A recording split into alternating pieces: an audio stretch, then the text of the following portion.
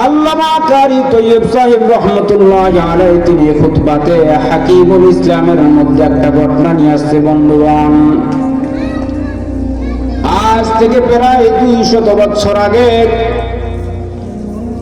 এমন একটি রাষ্ট্রের নাম আজকে আমি আপনাদের সামনে উপস্থিত করব। এমন একটি রাষ্ট্রের নাম বলবো যেই রাষ্ট্রটিকে এমন বর্তমান দুনিয়ার কোনো মানুষ চেনে না। সাম্প্রতিক কালে সেই রাষ্ট্রটি শুধু আজ নয়, এর আগে অতীত বারবার ভাঙা কবরের গড়ে রাষ্ট্রটির নাম হয়েছে আফগানিস্তান। আল্লামা কারি তৈয়ব সাহেব রহমতুল্লাহ আলাইহি খুতবাতে হাকিমুল ইসলামের মধ্যে ঘটনা নিয়ে আসছেন বন্ধুগণ। আজ থেকে 200 বছর আগে আফগানিস্তান শাসন করত তদানীন্তন সময়ের প্রেসিডেন্ট ছিল আমির দোস্ত মোহাম্মদ খান সাহেব। আল্লাহর বান্দা একদিকে বড় প্রেসিডেন্ট, বড় আমানতদারি প্রেসিডেন্ট ছিল, অন্যদিকে বড় আল্লাহওয়ালা ছিল আমির দোস্ত মোহাম্মদ খান সাহেব। আল্লাহর বান্দাকে এই গোয়েন্দা বাহিনী রিপোর্ট করলো, প্রেসিডেন্ট রাষ্ট্রপ্রধান কয়েকদিনের ভেতর আপনার রাষ্ট্রকে একই সাথে কয়েকটি দেশ আক্রমণ করতে যাচ্ছে, অতএব রাষ্ট্রপ্রধান আপনি কি সিদ্ধান্ত নেবেন?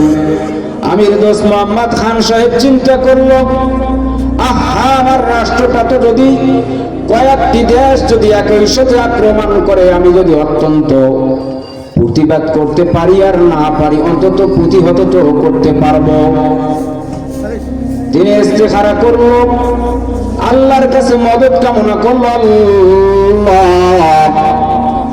রাষ্ট্রটি যদি চলে যায় ইজ্জত চলে যাবে, আয় আল্লাহ দয়া করে রহম করে আপনি আমার রাষ্ট্রটাকে রক্ষা করেন।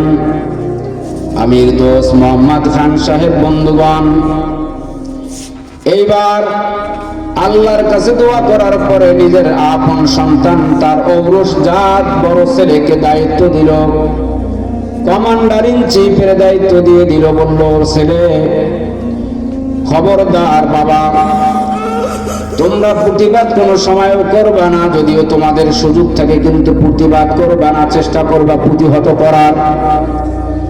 কেউ যদি তোমাদেরকে আক্রমণ করে তাহলে প্রতিহত করবে, কিন্তু প্রতিবাদ করবে না। আর বাবা খবরদার জিহাদের ময়দান থেকে পৃষ্ঠ প্রদর্শন করে রণাঙ্গন থেকে পালিয়ে যাবে না।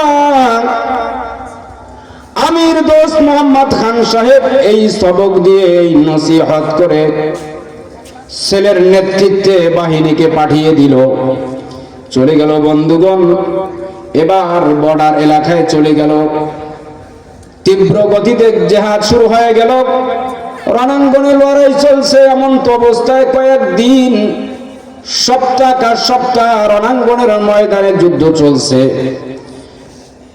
এবার গোয়েন্দা বাহিনীর কয়েকটা ডিপার্টমেন্ট আসি আমির দোস্ত মোহাম্মদ খান সাহেবকে রিপোর্ট করলো, ও রাষ্ট্রপ্রধান প্রেসিডেন্ট মহোদয়, ও রাষ্ট্রপ্রধান, আপনার ছেলে তো জিহাদের ময়দান থেকে শত্রুদের সাথে আতাত করে বীরু কাপুরুষের মতো জিহাদের ময়দান থেকে পালিয়ে গেছে।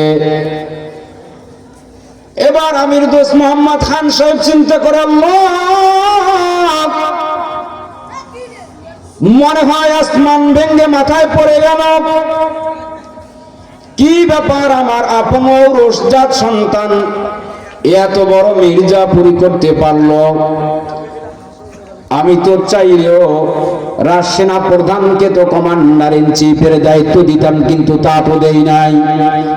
আপন ঔরসজাত সন্তানকে দিলাম আল্লাহ, শেষ পর্যন্ত ঈমানও গেল, রাষ্ট্রটাও গেল, আমি এখন কোথায় পালাবো আল্লাহ?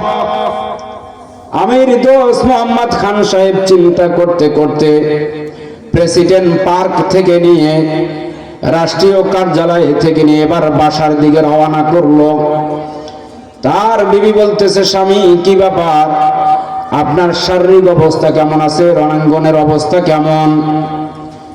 কয়েকদিন পর বাড়িতে গেছে, তার মুখের মধ্যে হাসি নাই, চেহারার মধ্যে মালিন্যতার ছাপ। বিবি বলল, স্বামী